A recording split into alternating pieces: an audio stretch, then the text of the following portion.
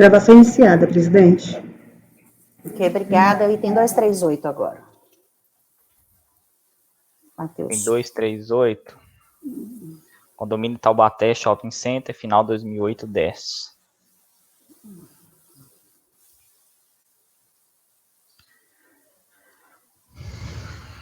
Estou aproveitando aqui o relatório já elaborado em ocasião anterior, trata-se do lançamento referente a contribuições sociais devidas pela empresa e destinadas à Seguridade Social.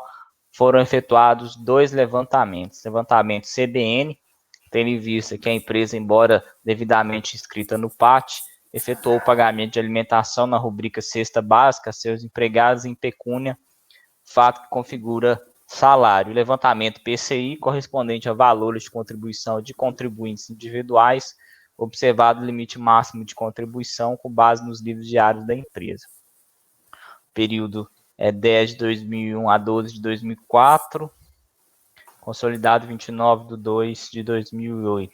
O contribuinte contestou o lançamento, alegando em síntese que segue, que eu transcrevo as principais alegações do contribuinte em sua impugnação.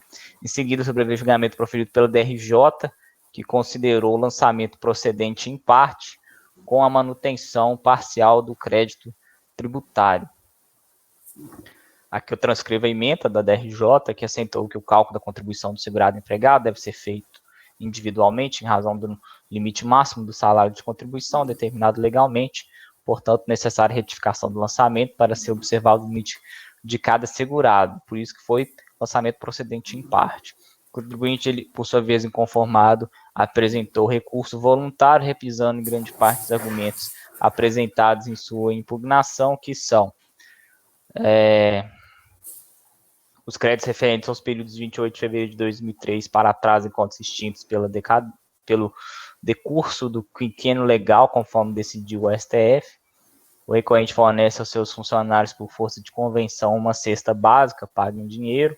Não obstante tal fato, em 2001, escreveu no PAT, se o referido pagamento não tem natureza salarial, não pode ser considerado salário de contribuição, cita posicionamento doutrinário. Em seguida, os autos foram remetidos a esse conselho, não houve apresentação de contra-razões. É o relatório. Passa ao voto. Juízo de admissibilidade. Recurso voluntário, ele é tempestivo, atende os requisitos. E passa ao exame. Da prejudicial de mérito, decadência. Conforme relatório fiscal de folhas 31. Não, tá, Oi? só vamos no que... tô falando que não precisa ler tudo, pode resumir. Isso. A apuração se refere ao período de 10 de 2001 a 12 de 2004. O contribuinte ele foi cientificado em 29 de 2 de 2008. Apresentou impugnação tempestiva em 1 de 4 de 2008. Embora a matéria não tenha sido arguida na impugnação, entendo pelo seu conhecimento e apreciação, sobretudo por se tratar de matéria de ordem pública, não sujeita, portanto, à preclusão. Transcreva aqui o entendimento do Supremo, do STJ. No caso dos autos, o trabalho fiscal se reporta aos fatos geradores relativo ao período de apuração 1 de 10 de 2001 a 31 de 2 de 2004. O contribuinte ele foi cientificado dia 29 de 2 de 2008. Para aplicar o entendimento do STJ, é necessário observar a antecipação do pagamento. Explico que, no caso dos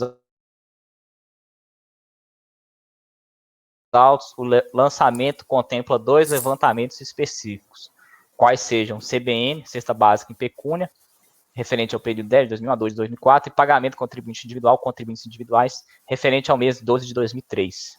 E ainda, no contexto da ação fiscal, foram examinados os seguintes documentos. Transcrevo aqui diversos documentos que a fiscalização solicitou e examinou, tendo combinado apenas com a lavratura deste auto e com e do auto de infração 37037-989,6, por falta de informações nas GFIPs, correspondente ao débito levantado. Dessa forma, constata que a ação fiscal foi ampla, sendo que as irregularidades verificadas dizem respeito apenas aos levantamentos específicos citados acima. Em razão da ação fiscal ter sido ampla, em razão das irregularidades verificadas serem reduzidas a 2 levantamentos específicos, é de se entender pela antecipação do pagamento apta a atrair incidência do artigo 150, parágrafo 4º CTN, sobretudo em razão da previsão contida na súmula CARF 99. Nesse sentido, entendo que deve se aplicar o artigo 150, parágrafo 4º, antecipação de pagamento, não houve dolo, fraude ou simulação. Assim, uma vez que o recorrente tomou ciência do lançamento no dia 29/2/2008, e o trabalho fiscal se reporta aos fatos geradores de contribuições previdenciárias relativo ao período de apuração 1/10/2001 a 31/12/2004, restam decaídas as competências anteriores a fevereiro de 2003. Mérito. Passa ao exame do mérito. O recorrente reitera os termos apresentados em sua impugnação, os quais eu transcrevo aqui abaixo. Pois bem, inicialmente cumpre esclarecer que a motivação do lançamento relativa ao levantamento CBM, conforme consta no relatório fiscal, diz respeito ao fato de alimentação ter sido oferecida em dinheiro, fato esse que, no entender da fiscalização, configura salário de contribuição não declarado em GFIP. Destaque, pois, que a própria fiscalização assentou que a empresa se encontrava regularmente inscrita no PAT, no perigo em epígrafe, não sendo essa questão relevante para a resolução da controvérsia posta. Aqui, eu transcrevo o entendimento do STJ, parecer da Procuradoria, né, no sentido de que auxílio alimentação concedido in natura não integra salário de contribuição, contudo, a controvérsia dos autos consiste em saber se a alimentação fornecida em pecúnia configura parcela integrante do salário de contribuição. O próprio recorrente reconhece que a cesta básica foi ofertada em dinheiro, alegando, contudo, que não possui natureza salarial. Aqui eu entendo que, relativamente ao auxílio alimentação em pecúnia, a jurisprudência dos nossos tribunais superiores, bem como deste colegiado, não reconhece a natureza indenizatória, mormente por não encontrar amparo na legislação de regência. Sendo indiferente a questão dos autos, a inscrição no PAT, não há previsão no PAT para o pagamento de auxílio alimentação em espécie, motivo por qual eu estou mantendo a autuação neste ponto. Ademais, é irrelevante a previsão contida na convenção coletiva, no sentido de que o pagamento das cestas básicas não tem natureza salarial, tal como argumento recorrente. Eis que acordos e convenções coletivas são instrumentos normativos que vinculam as partes, não são poníveis à fiscalização, que pese o esforço do contribuinte, sendo unicamente essa matéria disposta no recurso, né? Então, estou conhecendo do recurso voluntário para dar-lhe parcial provimento, a fim de reconhecer a decadência das competências lançadas anteriores a fevereiro de 2003.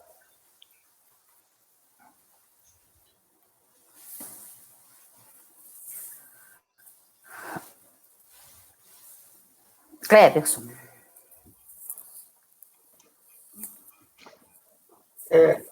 Pelo que eu entendi, não há prova do pagamento, então, doutor. O senhor fez uma dedução, né? Pagamento antecipado. O senhor fez uma...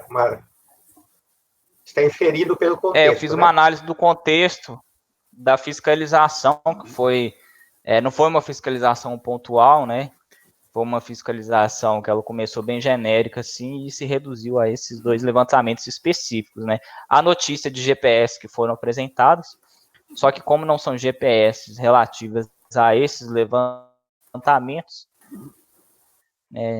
elas não constam nos relatórios, mas a notícia de que o próprio contribuinte entregou a fiscalização a esses GPS, embora não tenham sido juntados aqui nos autos. Então, pelo contexto, né, em razão de serem dois pequenos levantamentos, eu estou reconhecendo a decadência.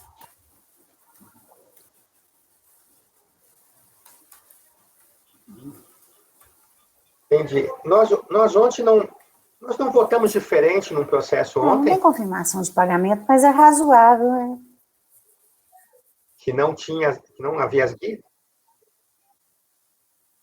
Aqui eu entendo que é mais razoável. Lá me parece que a fiscalização... Mas nós votamos diferente ou não? Ela foi uma fiscalização mais pontual. Então, acho que essa situação aqui, nós votamos por converter em diligência. Lá porque era uma fiscalização pontual. Tá. Mas aqui eu destaco aqui não é uma fiscalização o contexto, pontual. Né, como pontual. Aqui são dois pequenos levantamentos, embora em valores, né? Seja nos 139 mil, mas são dois levantamentos específicos que foram arrolados pela fiscalização. E é comum também, constatado outras infrações, a fiscalização colocar no relatório, né? Também nessa ação fiscal foi constatado não recolhimento e lavrou o debitado e tal. O que não foi essa a situação deste processo. Dá-se notícia apenas de um auto de infração pelo descumprimento de obrigação acessória, que seria decorrente deste.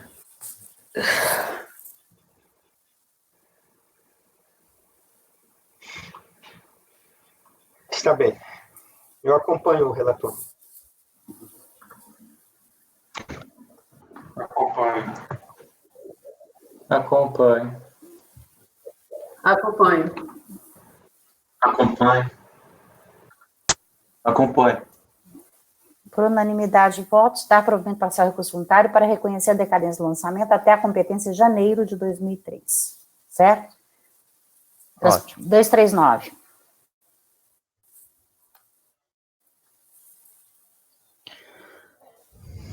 Tem 239. Final 2009, 57, transportadora Belmonte Limitada.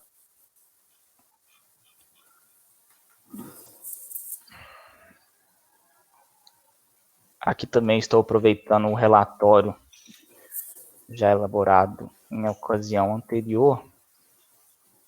Os autos em análise são compostos dos seguintes processos, que foram juntados por atensação e serão julgados de forma consolidada neste voto, conforme tratado dessa forma pela DRJ e também pelo contribuinte em seu recurso. O auto de fração de obrigação principal, cita aqui o DEBCAD 2009-57, lançamento de contribuições correspondentes à parte da empresa, incidente sobre pagamento efetuado de contribuintes individuais, levantamentos PCI, pagamentos a contribuintes individuais com base de cálculo de acordo com os valores obtidos nas contas contábeis e pelo levantamento FRP, fretes pessoas físicas, e cuja base de cálculo é de 20%. Como também teve o resultado, o auto de fração 8546, o contribuinte ele contestou o lançamento através do instrumento de folhas 80 e 95, descrevendo sucintamente os fatos e alegando em síntese o que segue. Aqui eu transcrevo a sua insurgência na impugnação, que é similar a nos demais processos também que foram consolidados, todos neste processo e também neste voto. Também existe o DEBCAD final 258.0, com PROT 2009-68, transcreva aqui também os levantamentos, bem como a argumentação do contribuinte em sua impugnação, bem como o DEBCAD 2599, com PROT final 2009-11, que prossigo da mesma forma. Aqui o levantamento é constituído pelo levantamento FRT, fretes pessoa física. Em seguida, sobreveio o julgamento proferido pela DRJ por meio do acordo de folha 233 seguintes, cujo dispositivo considerou a impugnação procedente em parte com a manutenção parcial do crédito tributário.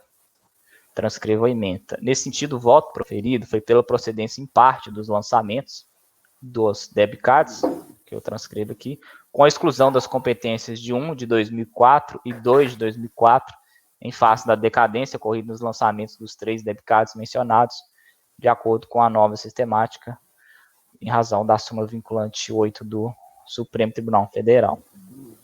A DRJ entendeu que, em razão dos recolhimentos das competências de 1 de 2004 e 2 de 2004, pela contagem de prazo, conforme parágrafo 4º do artigo 150 CTN, as competências estariam decaídas. Contudo, quanto à competência de 3 de 2004 em diante, essas não teriam decaído, devendo permanecer o lançamento.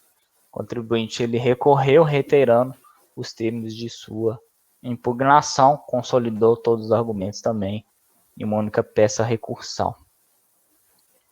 Voto, passa ao voto, juízo de admissibilidade. O recurso ele é tempestivo, portanto, toma conhecimento, a admissibilidade de conta suspensa. Mérito. Conforme narrado, os autos e análises são compostos dos seguintes processos que foram juntados por apensação e serão julgados de forma consolidada neste voto, conforme tratado dessa forma pelo DRJ, também pelo contribuinte em seu recurso. Transcrevo novamente os autos, bem como resumo novamente da decisão da DRJ. O contribuinte ele apresentou recurso. Inicialmente, alega que em momento algum existiu a intenção de suprimir o recolhimento do tributo, mas claro o erro cometido na elaboração dos GFIPs, contemplado pelo ordenamento com a possibilidade de retificação das informações.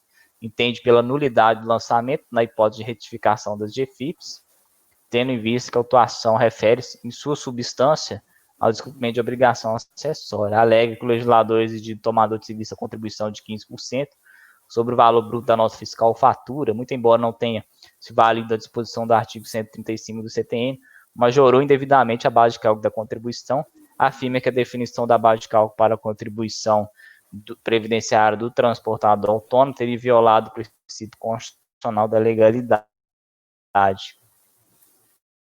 Afirma que, no caso em apreço, cuida-se de prestação de serviço por empresa movimentadora de cargas, não se aplicando às determinações da Lei 9.711, responsável pela alteração do artigo 31 da Lei 8.212, visto que a nova redação dada ao inciso suprimiu a lista de serviços realizados mediante cessão de mão de obra às operações de transporte de descargas, permanecendo apenas operações de transporte de passageiros, inclusive nos casos de concessão ou subconcessão.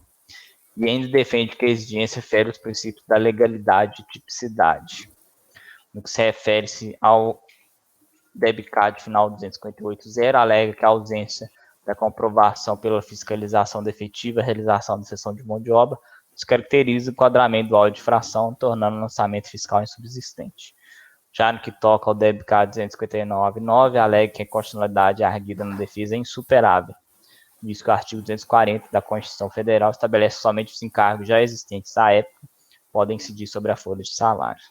Pois bem, inicialmente cabe destacar que a responsabilidade por infrações da legislação tributária, via de regra, independe da intenção do agente ou do responsável, artigo 136 do CTN. Relevante, portanto, as alegações do recorrente no sentido de que em momento algum teria existido a intenção de suprimir o recolhimento do tributo. Ademais, sequer é possível falar em relevação da penalidade, eis que no caso dos autos, conforme bem pontuado pela DRJ, os lançamentos em discussão dizem respeito ao descumprimento de obrigação principal de não recolhimento do tributo, não se tratando do descumprimento de dever instrumental relacionado com a informação a ser dada em GFIP. Explico que obrigações acessórias são distintas das obrigações principais, artigo 113 do CTN. Fica evidente, portanto, que o envio da GFIP constitui obrigação distinta, não havendo que se falar em unidade de lançamento. Para além do exposto no tocante ao debicad 260, final 2, não prospera as alegações de majoração da base de cálculo da contribuição, eis que, conforme pontuado pela DRJ, o presente lançamento diz respeito às contribuições cuja base de cálculo está prevista no inciso 3º do artigo 22 da Lei 8.212, como devidamente descrito no anexo, não tendo relação alguma com a contribuição sobre o valor da anotação de serviços exigido do tomador, a qual se subsume o artigo 31 da mesma lei. Da mesma forma, no tocante ao debicad final 258.0, não prospera a alegação no sentido de que a fiscalização não comprovou a efetiva realização da cessão de mão de obra. Eis, conforme pontuado pelo DRJ, os valores constantes no laudo de fração referem-se a contribuições previdenciárias da parte dos segurados devidas ao INSS, não declaradas em GFIPs, não tendo relação com a realização de cessão de mão de obra, a qual se rege pelo artigo 31 da Lei 8.212, mas apenas com a remuneração paga ao contribuinte individual. Já no tocante às arguições de ilegalidade e inconstitucionalidade, transcrevo a súmula CARF 2, não é de competência funcional do órgão pronunciar sobre inconstitucionalidade. A propósito, apenas a título de esclarecimento, o Supremo Tribunal Federal tem decidido pela constitucionalidade da contribuição destinada ao SEST e SENAT. Nesse contexto, evidencia que o plenário do STF apreciou com repercussão geral, reafirmando o posicionamento da Corte pela desnecessidade de edição de lei complementar para a extinção da contribuição destinada ao SEBRAE, bem como pela sua caracterização como de contribuição de intervenção do domínio econômico. Dessa forma, a legítima evidência das contribuições. Para além do exposto, registro que não vislumbra qualquer nulidade do lançamento, em observância ao artigo 142 do CTN e 10 do decreto 70.235, apenas faça um reparo no tocante a multa aplicada em razão do artigo 106, segundo a linha C do CTN, e transcreva a súmula CARF 119, de modo que o recálculo da multa deve levar em consideração as disposições previstas na portaria PGFN, Receita Federal, 14 de 2009. Então, estou conhecendo do recurso voluntário para o mérito da área parcial provimento, a fim de determinar o recálculo da multa, em conformidade com a portaria conjunta, se mais benéfico para o sujeito passivo.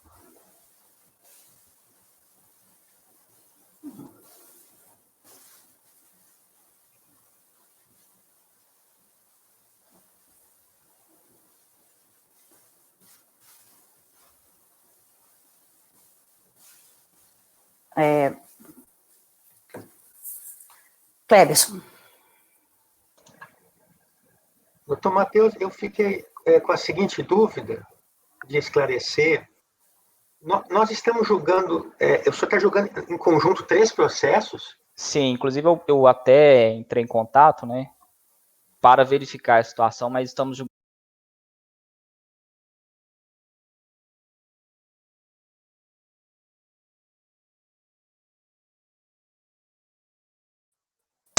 Aí voltou. Tudo bem? Eles foram consolidados todos no mesmo. Todo no mesmo processo. E aí Acredito. estamos julgando todos. O Rodrigo ainda... Rodrigo voltou. E aí esse é o esclarecimento que eu fiz no início, né? Que, na verdade, embora esse processo originalmente se refira a um debicad, como a DRJ consolidou dessa forma e o contribuinte requereu também esse julgamento em conjunto, o processo ele caminhou dessa forma, ele chegou até mim dessa forma, e entrei em contato também junto ao CARF para saber como proceder e a orientação no sentido de que deve ser julgado em conjunto, né? Até porque o recurso ele foi apresentado apenas nesse processo aqui também de forma consolidada. Tá, é porque eu falei isso porque na pauta está apenas um número, né? Sim. Na época tinha, às vezes eles lavravam todos em processos separados e às vezes lavrava todos os debicates junto do mesmo processo. É porque no outro não tem recurso, sabe, doutor Kleber? No outro, o recurso não consta nos outros processos, apenas neste. E não há acórdão nos outros de impugnação. Também não há. Então, essa foi a dificuldade que se ele deve ser, inicialmente, não havia norma, depois se estabeleceu que os apensos mereceriam acórdão. Isso. Esse aqui, pelo visto, é anterior a essa regra. Esse é na sistemática antiga, né? Então, a orientação no sentido de que realmente fosse concentrado nesse processo aqui. Conforme, inclusive, o contribuinte pede, né? Ele pede e também apresenta o recurso, né? Ele faz esclarecimento que o recurso é para todos, porque a decisão da DRJ consolidou todos. É isso. Está bem. Então, vota. Pessoal, pode votar. Cleberson. Eu acompanho o voto do relator. Acompanho.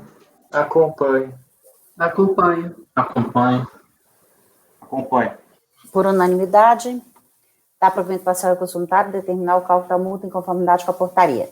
240. O 240 é do mesmo contribuinte e refere-se à obrigação acessória que decorre desses outros processos. O contribuinte ele teria deixado de lançar em títulos próprios de sua contabilidade, de forma discriminada, os fatos geradores referentes a todos os contribuintes individuais que lhes prestaram serviço no período fiscalizado, apesar de intimada para discriminar todos os beneficiários e individualizar todos os pagamentos. O recorrente ele alega que todos os pagamentos foram identificados na contabilidade, tendo ocorrido erro no lançamento, é excusável, não existiu intenção de suprimir o tributo, entende pela nulidade do lançamento, pleiteia relevação da multa imposta, alega que a obrigação acessória que não atende ao artigo 113 do CTN é ilegítima, e passo ao meu voto. Inicialmente, cabe destacar que a responsabilidade por infrações de legislação tributária via de regra depende da intenção do agente, da mesma forma como no acórdão anterior. irrelevante as alegações do recorrente, no sentido de que em momento algum teria existido intenção de suprimir tributo, sequer é possível falar em relevação da penalidade, eis que no caso dos autos, o auto de infração foi lavrado em 27 de 2 de 2009, de modo que o artigo 291 do Regulamento da Previdência já se encontrava revogado pelo Decreto 6727, de 12 de 1 de 2009, não há como aplicar a relevação da multa conforme pretendido pelo sujeito passivo. A propósito, sobre a relevação da multa prevista na revogada redação era condicionada à correção da falta e que sequer restara comprovado, na hipótese dos autos, não tendo contribuinte desincumbido deste ônus.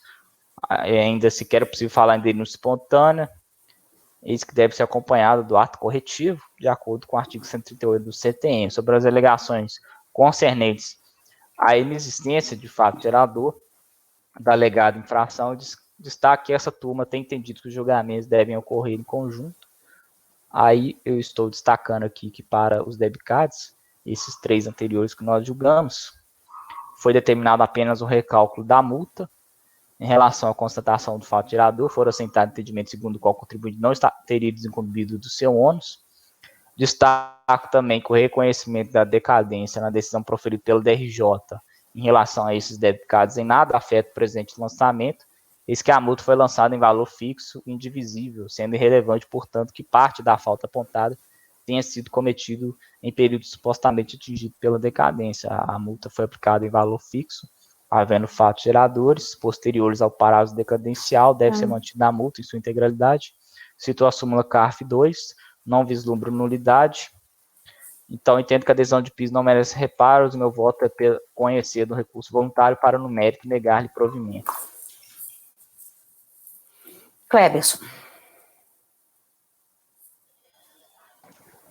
Acompanho o relator. Raide. Acompanho. André. Rodrigo. Acompanho. Por unanimidade de votos, negar provimento ao recurso. Nós vamos parar para a gravação, por favor. Gravação interrompida.